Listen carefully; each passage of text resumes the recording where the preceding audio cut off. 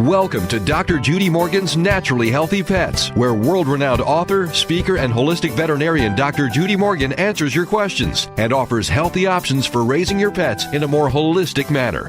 Not sure which vaccinations should be given or how often? Not sure what to use for flea, tick, and heartworm prevention? Join Dr. Judy now as she interviews the top experts and showcases the latest products that will help your pets stay naturally healthy.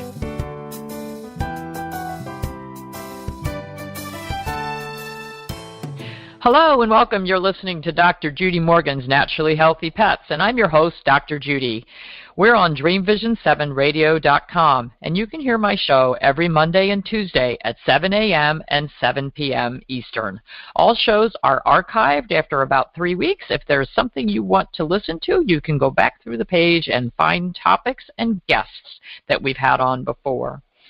Today I'm actually very excited to have someone on my show that I've never met personally, but I have been a fan of this company for many, many years.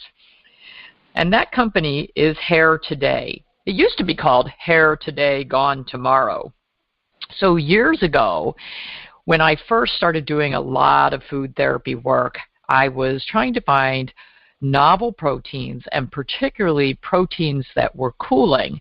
For those of you that have followed my show, you know that I use traditional Chinese veterinary medicine food therapy, and all of the foods that we take into our body or put into our pets' bodies have an effect on the energy and the metabolism of our pets. And very commonly, if we have a dog that is hot and panting and has a lot of inflammation and heat or has food intolerances, we need to find what we consider a cooling protein, something that is going to be energetically colder and also going to be maybe a novel protein for the animal. So when I was dealing with this with a lot of my patients, I really wanted to find pure rabbit products. So I went on a Google search and, I found some rabbit farms here and there, but I couldn't find a really good supplier until I stumbled upon a little website for a place called Hare Today Gone Tomorrow. And my first order from them changed my life and changed the lives of many pet owners who were trying to find a good source of novel proteins. So Hare Today Gone Tomorrow started as a small rabbit farm established in 1999. And I probably found them just a few years after that. And they specialized in rabbit meat. Hare Today is grounded on the belief of raising animals as naturally as possible with plenty of fresh air, fresh food, and TLC. They are large supporters of other family farms that have the same beliefs and foundations. My guest today is Ashlee Luke, and she's the daughter of Tracy Murphy, who was the founder and owner of Hare Today Gone Tomorrow. Ashlee joined the family business in 2017 after graduating from Slippery Rock University in 2008 with a Bachelor's of Science in Accounting and a minor in Information Technology. And she worked for 12 years for a nonprofit community action agency. And when she left there, she was the director of Healthy Homes. With the prior experience that she had to offer with managing federal, state, and local grants, that knowledge has proven to be invaluable in regards to managing a well-established business, but also in reading, understanding, and complying with FDA and state regulations. And we're going to talk more about that later in the show. In January 2019, Ashlee purchased the family business, renaming it to Hare Today, dropping the Gone Tomorrow for tax purposes, but also keeping in mind the family business identity. The apple doesn't fall far from the tree, and this is true for the mother-daughter bio between Tracy and Ashlee in regard to their bleeding hearts for offering only the best for our domesticated carnivores. On 12 acres, Hare Today is right next door to Ashlee and her husband Josh's 40-acre farm and home, where they raise two sons, Wyatt, age 10, and Owen, age 5, and also their 6-year-old Great Dane, Izzy, and 1-year-old cat, TJ. The Lukes spend much time on their family farm while also finding a balance between the boys' love for sports, especially baseball. Ashlee enjoys sharing the benefits of raw feeding, learning about nutrition, working with rescue groups, and volunteering at their community church. And she also serves as a board member for the local Little League. Ashlee, welcome to the show. Thank you so much for that kind introduction. Yes, that pretty much summarizes our life here. So you guys started as a rabbit farm. Now, were you originally raising those rabbits as meat rabbits? Absolutely. So we actually, I grew up in Erie until the age of 12. And at that time, my mom was a firm advocate to wanting to be in the country. She was a horse lover.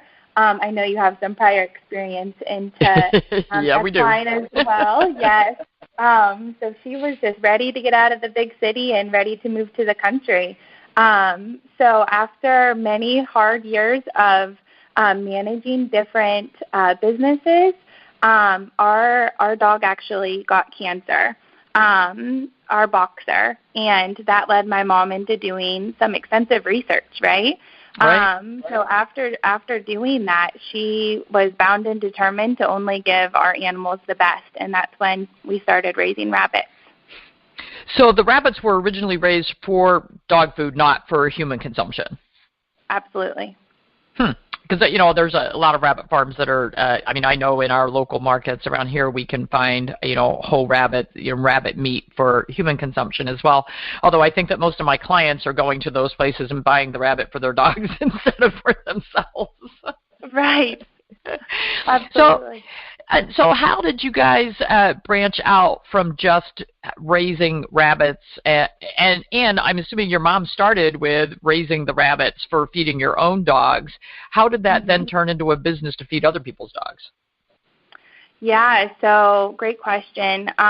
So as she started to, Google search, and at that time I remember how slow the internet was, right? And being so upset as a teenage daughter, listening to the sounds of the internet and trying to use the phone, and her doing research and all of that. So she just spent lots of time and knew that there was a need for this, and talking with our community and finding how prevalent disease was becoming for our animals. She wanted to also offer that to the community, and that's kind of how the business started. That's awesome. And so at the beginning, you guys were just supplying rabbit meat, correct? Yes, absolutely. Mm-hmm. And at what point did she say, hey, we need more than rabbits? Yeah, so knowing that carnivores need a variety of different proteins to have a well-balanced diet, she, used that knowledge and used resources such as, actually my husband's uncle has a butcher shop that is state inspected, and, talking with him and with her prior experience, she knew that the way to have a good business was to be able to offer a variety, to meet a variety of different needs for different people. So she just started branching out from there. And how did she find all the other resources? Do all the meats that you have come from local farms? Not all of them. So we do source USDA. That comes out of a supplier in Erie, Pennsylvania.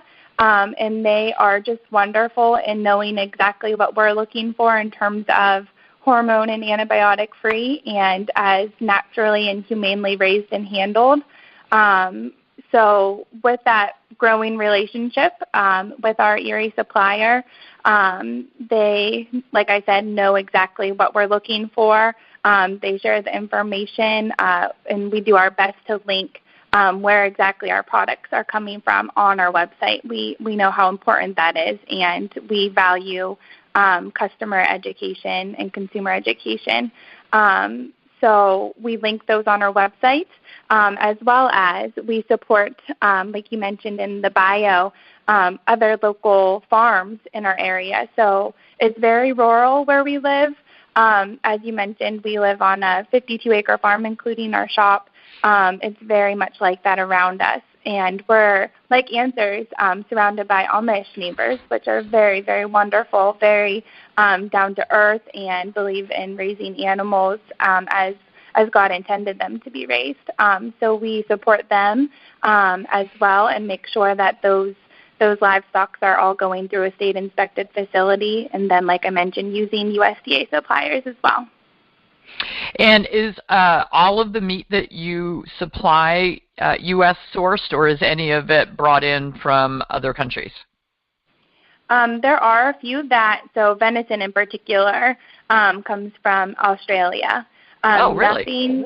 So our venison does come from Australia, and some of our beef trim, but most of our beef in general is locally raised. But I would say a good 80% is U.S. sourced. That's really interesting. And why do you go to Australia for your venison? So that particular vendor also believes very much like we do in having live open ranges for animals, for venison in particular.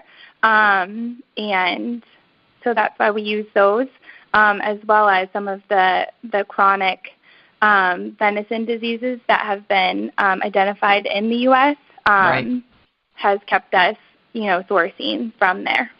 Yeah, and that's a really good point. And a lot of my supplements have deer antler velvet in them, and we source from New Zealand because they don't have the chronic wasting disease, and that certainly is a problem. We don't know how those prion diseases really affect our dogs and our cats, but no reason to take a risk when you can source something that's going to be clean and healthy. That's really interesting. So, one of the things that I've enjoyed when I go on the Hare Today website and play around, I love the way the website's been set up, but you have some really interesting meats on there. My dogs have enjoyed llama and alpaca, and those are more warming meats. They're kind of more in the goat or venison family, but it's also very low fat. So one of my dogs who's had some chronic pancreatitis problems, and he's 17, so he's now what I call an old cold dog. So feeding him a really nice low fat warming meat is phenomenal. And, he came with a million allergies when we got him as well. So those are pretty novel protein sources. And I don't think that they're things that people would normally think about until you go on your website and you look at it and say, oh, that's new and different and a little interesting. And I have not gone on your website in the last couple of months since you bought the farm, so to say. Do you still have the cavies on there? We do still have cavies. Which is a really interesting novel protein source. Now, do you find that people are buying that more for cats or dogs, or can't you tell? Yeah, definitely cats. I feed cavies to my cat. I don't to my dog. I haven't really thought that I should try it at this point. She loves the novel proteins that you mentioned, the alpaca and the llama. We rotate those quite often. So I stick more towards those red meats for my dog.